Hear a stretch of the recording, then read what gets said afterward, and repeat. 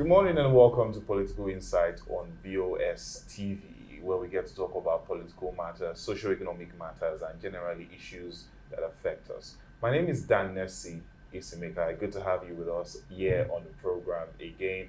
And over the weekend on Sunday in Ogun State, Abeokuta to be precise, the former president and military head of state of Nigeria, Olusegun Obasanjo, invited Sheikh Abubakar Gumi and a couple of other northern elders to his home in Ogun State, and where they talked about possible solutions to the issue of banditry, kidnapping, ransom collection, and also the issue of unlawful possession of firearms in the country.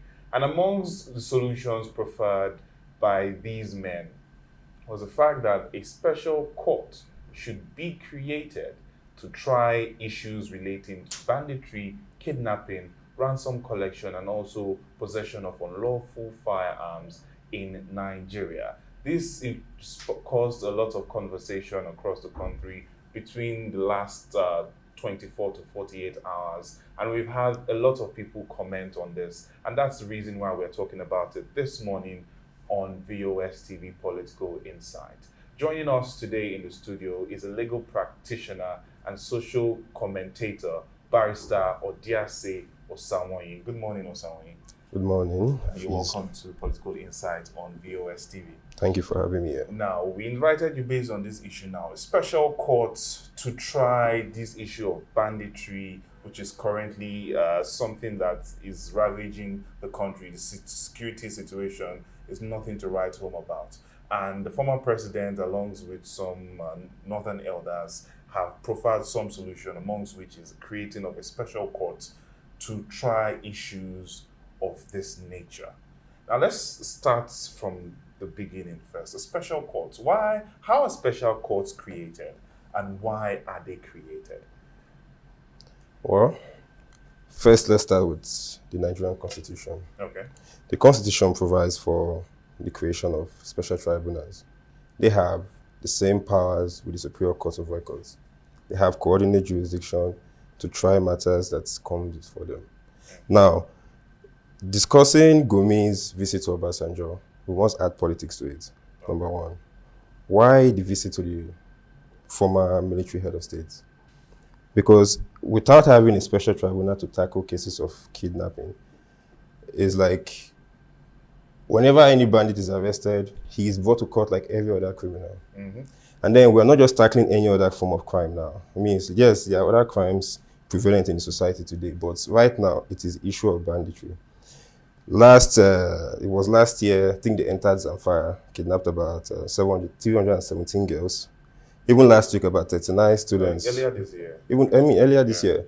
So when you have the international bodies looking at school children being kidnapped by people that the Nigerian government are saying they're negotiating with, it starts becoming a problem.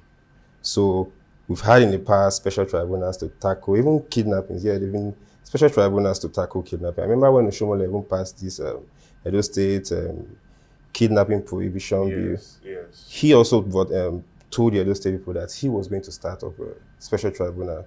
To relieve the tension of the slow process of the judicial.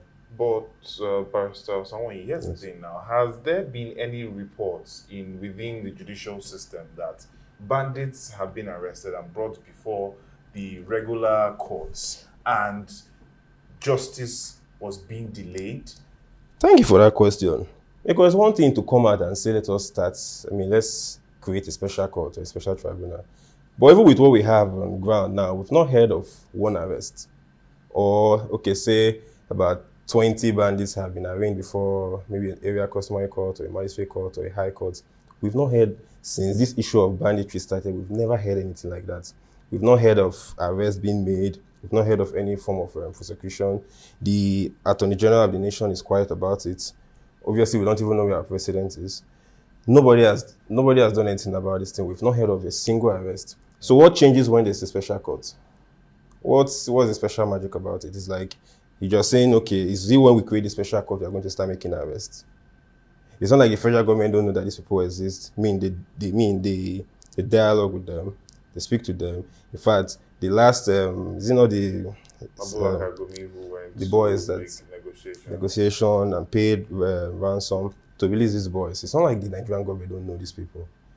But coming out to say you want to bring up a special court is another way of smooth talking the whole idea of saying we know these people, but let's talk to them. It's either we pay them off or create a special tribunal where it's not like the average Nigerian will know what is going on with that tribunal. They'll tell you it's a proceeding that they want to put in secret or to protect certain witnesses. And see, it's just like this is a political insight, like you said before. So these are issues of politics. Why go to meet Obasanjo? I don't see the role he's playing so far. We have our head of state, the CSO.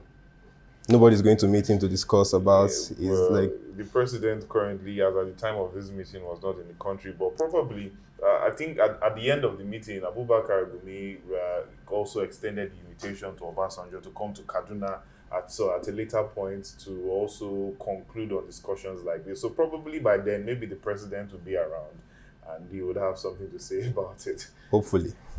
But let's look at this now. We've already made this clear that okay, there has been no arrest or prosecution of bandits publicly made. Yes. So creating a special court might not really be the solution at this point in time. But is there any constitutional review that will be required to create a special court of this nature? None. Constitutional review, none. By the Constitution, the executive, they already have this power to create special tribunals, special courts. The governor of the state has that power. Okay. Can make an executive order. The president, being the chief commanding officer, CFR, can as well decide that by an executive order, we are going to have a special tribunal. Okay. And special tribunals are already covered by law, the Constitution, or the law. The law enabling the tribunal. For example, in Benin, if you want to create a special tribunal for, let's say, banditry, you might actually have a sitting in the House of Assembly where there'll be a law. They'll pass a bill for the law and say maybe Special Tribunal Kidnapping Act or something. So it's that act that will bring to life the tribunal itself. Okay. But tribunals as a body, let me say, sometimes we can use maybe quasi-judicial body. Okay. They are, by law, the executive has the power to set it up. All right. Also, looking at the fact that a special tribunal might be created, are there going to be special justices also assigned for those tribunals, or there's going to be a whole new recruitment process? I don't think in the past we've ever had new recruitment for judicial officers in tribunals. Because they're usually they're usually selected from legal practitioners, judges, even serving and retired. Yes. I remember the Oputa panel then. The Oputa panel itself was so I say also a tribunal, a special court. Yeah. So we have maybe past judges, some senior lawyers. It could be members of the tribunal. But then the presiding officer might be a judge. It could just go on. You see judges saying they are going for official assignments. What's official assignment? You're sitting in a tribunal body, tackling special matters. But then your question on whether or not a special court would have that effect in reducing banditry in Nigeria. The truth is, we cannot place reliance on the old or the conventional court system right now. Okay. The workload for them is overwhelming. It's overwhelming. Some judges have to go on recess or adjourn matters they've not even called because the cost list is overwhelming. You cannot also place reliance on the judicial system right now because of the already laid down rules, procedures. For example, you have a typical case of, let's say, murder. Is brought before a magistrate. She declines jurisdiction. She waits for DPP's advice. Things like that. These are time wasting. Okay. Yeah. So when you have a special tribunal, the special tribunal would have its own laid down rules, its own procedures, cutting and eliminating all form of, bureaucratic delay. So it leads to speedy dispensation of justice. Now, are they going to eliminate those little issues we usually find in the speedy dispensation of justice?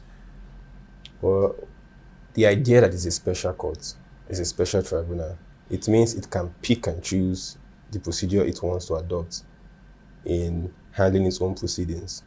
For example, if you have a special tribunal, normally when you go to the conventional or the traditional court system, there could be a million and one rules governing that particular proceedings.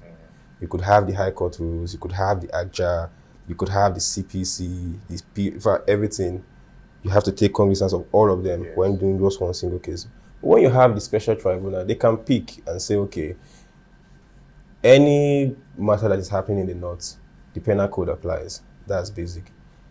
ACJA now has eliminated the procedure of the CPC, I mean the CPL and the CPL and the CPC. So ACJA now can as well cover both the north and the south.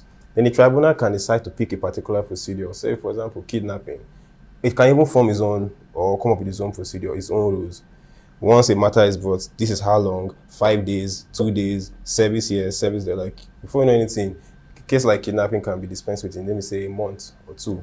So they can also maybe pick a time frame. Pick a time like frame. The election petition. Like election petitions, fundamental human rights. Yes. I mean, highest a fundamental human rights action should stay in the court should not be more than a year. Yes. You sort of the usual writ of summons for the 2 days, you have like maybe 5 days to appear. So it's time bound in a way.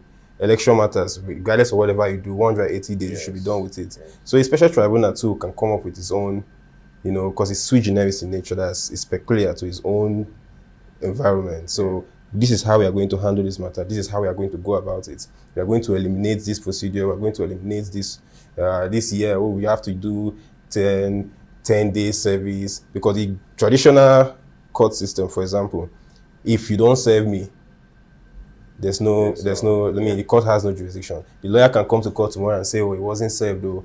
So that's why when you say special tribunal, if you put reliance on the current judicial framework now, I mean, what happens? Imagine you have a matter in court now, say on this same banditry issues now, and you expect that at least when you come to court today, 1 or 2 bandits is supposed to be on trial, and then you hear that the judge is not sitting. I mean, that's what happens. The judge is not sitting. Sometimes the judge that was supposed to handle the matter has gone on tribunal assignment, election tribunal assignment in one Ondo state or something. What will you do? And this is what just happens on the traditional system. There's nothing you can do about it. Those are the delays. And when you say you want to set up a special court too, it's put in the minds of Nigerians that, okay, the government is taking a proactive step to actually do something about banditry.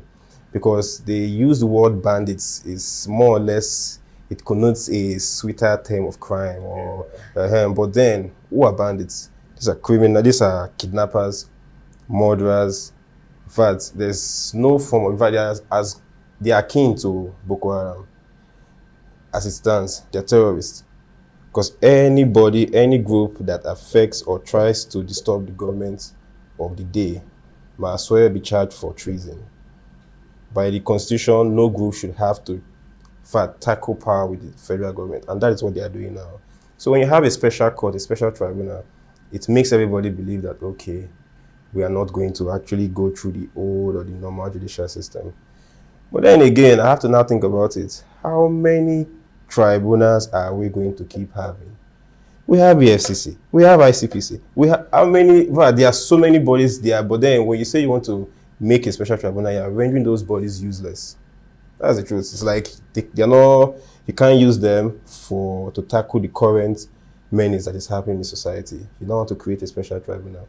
On what grounds? Is the special tribunal not still going to be manned by the same people from these agencies? Because you see special tribunals where the prosecutors are maybe EFCC or maybe the DSS. There's always an interplay between these agencies. So it's, in as much as it's a special tribunal, a special court, but it's still the same system, Nigerian legal system, that will still have a play in these special tribunals. There's no difference. They're not bringing anybody from outside the country to come and do it. They're not bringing one. So it's just that we just want it to be that it's a special tribunal. Let it look as if the government is seen to be doing something. That is it. And everything that has been happening, the reason why you can have Sheikh Gumi come and visit the former head of state is because the country right now is in shambles. There's the insecurity in the country is something, in fact, it's a national issue now. it is our own COVID-19. You might not need to wear a mask, you might not even contact COVID-19, but you might as well be kidnapped. Yeah, it could be kidnapped. Yeah. In Benin, yeah, this is the South. Most of us want to see it as a northern issue. But then again, it's not really a northern issue. Look at Ebonyi. What happened in Ebonyi? I'm very sure it's not, I can't say I'm not very sure, but it's not hip-hop or say, these are bandits. Let me use the same word, bandits from the north. One way or the other, they're going to creep in. They're going to come to the south. So for every Nigerian now, is a matter of national. Now, the way it seems, it's now appearing to be that when the term bandits is being used, it refers to people who are coming from the northern part of the country. However, there are others who are doing similar acts in the south, the east, and the west. But the term bandits are not really used. Now, first of all, you ask yourself, when did the term bandits start becoming popular in Nigerian journalism? Headsmen. When you say from, let's just say from 2021. From 2020, well, let's say, okay, 2020, 2021. Yeah. We started from Headsmen Terrorist Group or Boko Haram, Headsmen. So at the end of the day, how do we try, when you want to create a headline, how do we do it that it doesn't actually seem like they're terrorists in Nigeria?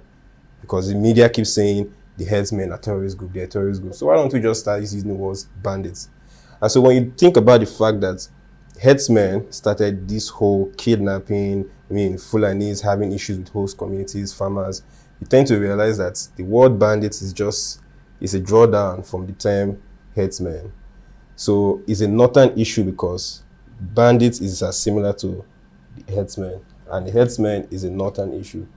You will not see them calling when Avengers were really popular in Niger Delta Avengers, that they were almost crippled the whole country economically. You won't see them calling them headsmen. Bandits. There's a term for them, militants. And if you're in the north, militant is a southern issue. So now if you're in the south, bandits is a northern issue. But then again, we are still all Nigerians. One bus from here to Kaduna, it might not even take you up to a day at the end of the day. So there's this proximity where the idea of banditry is becoming a national problem to everybody. You never can tell what takes you to the north tomorrow. You never can tell what takes you to Abuja. From Abuja, they tell you to go to Kaduna. There's no safety there again. That's Abuja, Kaduna Road. So special courts, they might they might have their own role to play, but so far, like you said earlier, before the establishment of a special court, there's nothing seen to be done by the federal government. There's not been any arrest, any public prosecution of, say, the so-called godfather that they believe as sponsoring these bandits, which these bandits encompasses the headsmen, the militants, Boko Harams. It's just, these guys are just playing. They're just playing and under the idea of banditry. All right. So, well articulated thoughts there from Barrister Odiasi Osanwoye on the issue that special courts should be created for bandits, kidnappers, people who ask for ransom, and also those who bear illegal firearms in the country, as said by the former president Olusegun Obasanjo when he met with Abubakar Gumi, the northern delegation, I think about 8 of them, coming to Ogun State, the Abeokuta, the capital of the state, which was quite an interesting one. We are seeing the way things are going, and at the end of the meeting, like we said earlier, Abubakar Gumi extended another invitation to the former president to come to Kaduna and on a subsequent date for them to meet. Let there be a conclusion, if possible, to the issue of special courts for bandits in the country. Could this be the beginning of the end of this menace? Would we begin to see a point where we say the special court has been set up and then arrests are being made, prosecution is being handled, and then justice is being delivered on time? Or could it be just another issue to delay and distract the people? As time goes on, as this begins to bear fruit, we'll definitely follow the story and bring it to you live here on VOS TV. Barrister Osanwoye, final words on, let's say, the issue right now. What do you think? Is it the way forward, or should there be a better idea? Well, when there's an idea, an innovative idea to curb a particular menace, I believe me standing here, I can only wish and pray that the idea behind it or whatever is going to set up that special tribunal is a good one. It has to be devoid of corruption. You know, we have to find a way to remove any form of ethnic bias. It has to be a special tribunal for Nigerian people, not a special tribunal for political test of power, not a special tribunal for testing which region is better or witch hunting. It has to be a special tribunal for the Nigerian people. It has to be that we have decided to set up this special tribunal to tackle banditry. Let it be that. Let them pick, if at all the idea comes to friction, let them pick, at least let the tribunal be manned by people of integrity, people that know how to do the job. Let it not just seem like this is another one of Nigerian politicians at it again. So if I sit here now and tell you I do not think it's going to be effective or it's not going to be a good idea, I can't say that. I can only hope, because they have the power, I can only hope that should they decide to go with a special tribunal, it must fulfill the purpose for which it was set up. And it must be a special tribunal to tackle banditry, not a special tribunal for other selfish or particular purposes. Okay. Thank you for joining us on Political Insight here on Vos Thank you. TV. My We've pleasure been being discussing with Barrister someone you say on the issue of a special call, like I said earlier. Do not forget to subscribe to our YouTube channel, Vos TV News on YouTube, and on Facebook, Twitter, and Instagram. It's VOS Global Media. My name is Dan Nessie Isimeka. Until the next edition of Political Insights, thanks for watching and stay blessed.